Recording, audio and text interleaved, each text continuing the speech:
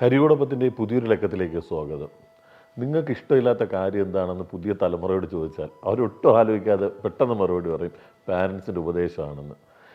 എന്നാൽ ഈ മക്കൾ ശരിയായ വഴിയിലൂടെ അല്ല പോകുന്നതെന്ന് തോന്നുമ്പോൾ എങ്ങനെ ഉപദേശിക്കാതിരിക്കും എന്നാണ് പല പാരൻസും ചിന്തിക്കുന്നത്. ആ പാരൻസ് ഒരു വശത്ത്, എന്നാൽ പാരൻസിൻ്റെ ഉപദേശം ക്രിഞ്ചായി കാണുന്ന യുവതലമുറ മറുവശത്ത്. ഈ പ്രശ്നത്തിന് എങ്ങനെ പരിഹാരം കാണാൻ പറ്റും? എങ്ങനെയാണ് പാരൻസ് മക്കൾക്ക് ഒരു അനിഷ്ടം തോന്നാത്ത രീതിയിൽ ഉപദേശിക്കുക?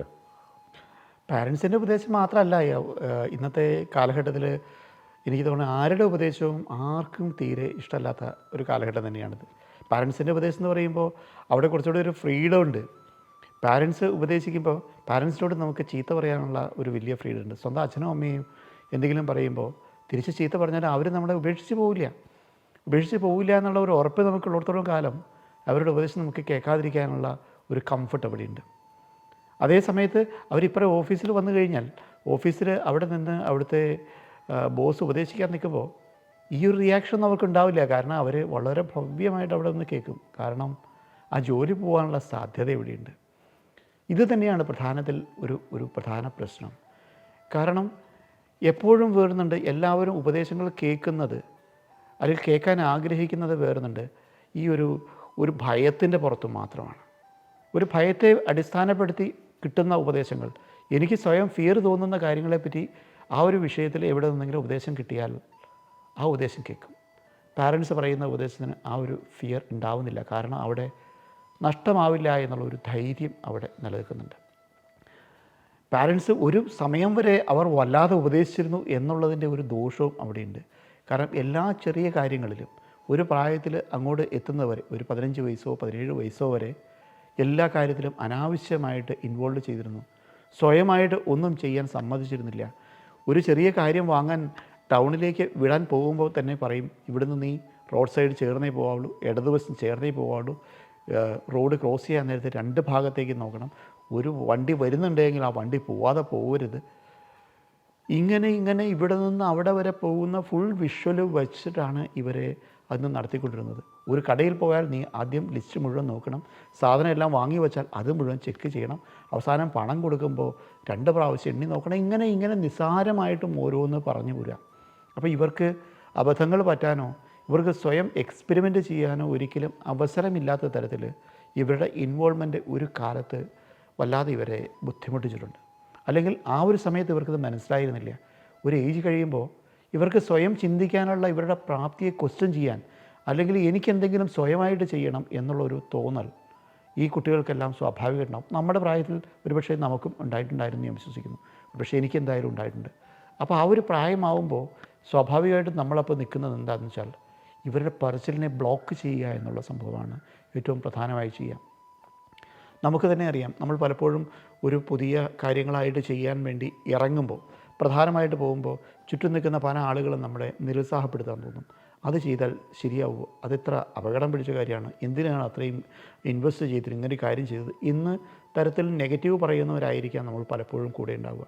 അപ്പോൾ ഇങ്ങനെ നെഗറ്റീവ് പറയുന്നവരെ നമ്മൾ പരമാവധി അവോയ്ഡ് ചെയ്തിട്ട് അവരെ ഇന്ന് ആ ഉപദേശം കേൾക്കാതെ മാറി നിന്ന് നല്ലത് പറയുന്നവരെ മാത്രം കേട്ട് പോകുന്നവർ മാത്രമേ പലപ്പോഴും ഓൺട്രപ്രണേഴ്സ് ആയിട്ടുള്ളൂ, അല്ലെങ്കിൽ പുതിയ സംരംഭകരായിട്ടുള്ളൂ എന്നാണ് ഞാൻ വിശ്വസിക്കുന്നത്. കാരണം ചുറ്റും നിൽക്കുന്നവരുടെ എല്ലാ ഡയലോഗും കേൾക്കാൻ നിന്നാൽ അവർക്കൊരിക്കലും മുമ്പോട്ട് പോകാൻ കഴിയില്ല. ഇതിൻ്റെ ഒരു ചെറിയ സാമ്യം ഈ കുട്ടികൾക്കുമുണ്ട്. കാരണം കുട്ടികൾക്ക് എല്ലാവർക്കും ഒരു ഏജ് കഴിയുമ്പോൾ തോന്നും, എനിക്ക് എന്നെ പ്രൂവ് ചെയ്യണം, എനിക്ക് എൻ്റേതായിട്ടുള്ളൊരു വ്യക്തിത്വം വേണം, എനിക്കും പല കാര്യങ്ങളും സ്വയം ചെയ്യാനുള്ള കഴിവുണ്ടോ എന്നെനിക്ക് അറിയണമെന്നൊരു തോന്നൽ അവർക്ക് സ്വാഭാവികം ഉണ്ടാകും. ആ സമയത്ത് ചെയ്യുമ്പോഴെല്ലാം എന്ത് ചെയ്യുമ്പോഴും ഇന്നലെ ഞാൻ എത്ര കാലമായി, നീ കൊച്ചു കുട്ടിയായിരുന്നപ്പോൾ തൊട്ട് ഞാൻ നിന്നോട് ഇതെല്ലാം പറഞ്ഞു തന്നിരുന്നല്ലേ എന്നുള്ള സെയിം മനോഭാവത്തിൽ. കാരണം പാരൻസിനെ സംബന്ധിച്ചോളം തൻ്റെ കുട്ടി വളർന്നത് അവർക്ക് മനസ്സിലാവുന്നില്ല. അപ്പോൾ ആ രീതിയിൽ വീണ്ടും ഉപദേശിക്കാൻ ചെല്ലുമ്പോൾ കുട്ടികൾ തീർച്ചയായിട്ടും ആ ഉപദേശത്തെ എതിർക്കുക തന്നെ ചെയ്യും. ആ എതിർക്കുമ്പോൾ അതിൻ്റെ റിയാക്ഷൻസ് പെട്ടെന്ന് അത്രയും കാലമുണ്ടായിരുന്നതെന്ന് വ്യത്യസ്തമായിട്ടുള്ള റിയാക്ഷൻ വരുമ്പോൾ പാരൻസിന് അത് വളരെയധികം ബുദ്ധിമുട്ടുണ്ടാകും. ഇവിടെ മിസ്റ്റേക്ക് പാരൻസിൻ്റെ ഭാഗത്തുമുണ്ട്. കാരണം കുട്ടിയുടെ ഓരോ സ്റ്റേജിലുള്ള വളർച്ചകൾ മനസ്സിലാക്കുകയും ഓരോ സ്റ്റേജിനനുസരിച്ചിട്ട് അവരെ വ്യത്യാസപ്പെടുത്തി അവരെ കൺവിൻസ് ചെയ്ത് കൊണ്ടുവരികയും ഒരു ഏജ് കഴിയുമ്പോൾ അവർക്ക് അവരുടേതായിട്ടുള്ള ചിന്ത ചെയ്യാൻ പാകത്തിന് പ്രാപ്തരാക്കുകയും ചെയ്യാം.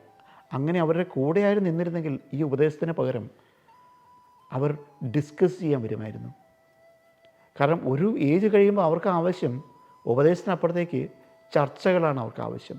അവരും ഈക്വലായി എന്ന് തോന്നുന്ന ചർച്ചകളിലേക്ക് മാറുന്ന തരത്തിൽ ഒരു പ്രായത്തിലേക്ക് എത്തിക്കാൻ കഴിഞ്ഞു. ഒരു 15, 16, 17 വയസ്സൊക്കെ ആകുമ്പോൾ കുട്ടികളുമായിട്ട് നമുക്ക് പല പ്രശ്നങ്ങളും നമുക്ക് ചർച്ച ചെയ്യാൻ കഴിയുന്ന ഒരവസ്ഥ വന്നാൽ കുട്ടികൾ നമ്മുടെ വാക്കുകൾ കേൾക്കും.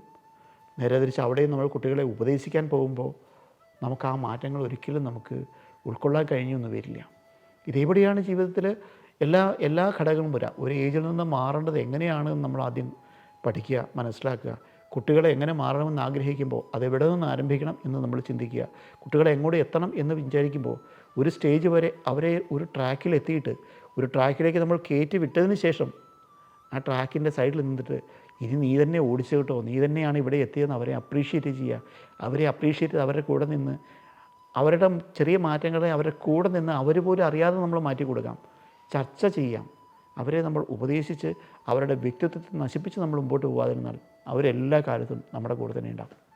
ഈ വിഷയത്തെക്കുറിച്ചുള്ള നിങ്ങളുടെ അഭിപ്രായങ്ങൾ ഉറപ്പായും കമൻറ്റ് ചെയ്യുക. മറ്റൊരു വിഷയവുമായി വീണ്ടും കാണാം.